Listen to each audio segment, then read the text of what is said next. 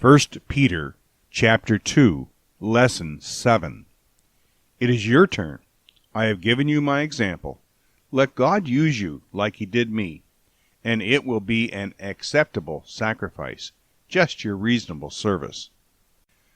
We now need to return to verses 4 and 5.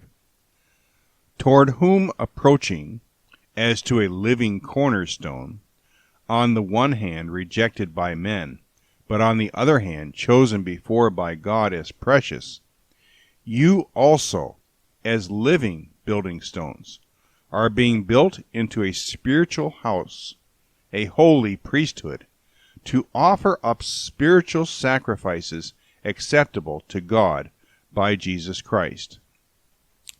Human effort, human spirit, natural life, can only produce fleshly results, dark works, without the light of the Spirit.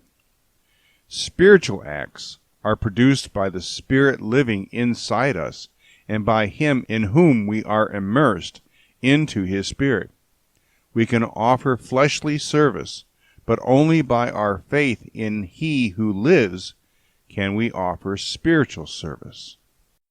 Nothing Jesus does can bring shame to us, but everything we do for God can bring nothing but loss of reward. The only reason our actions will not bring shame is because He saved us and wants to live for us. Everything we do for God is done in doubt that He could do it for us. Galatians 2:20.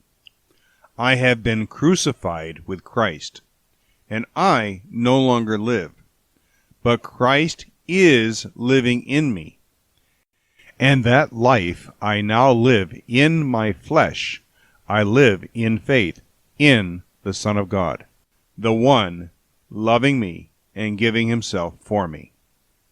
However, if we do not believe He is really living in us, we will try to do spiritual service with our flesh.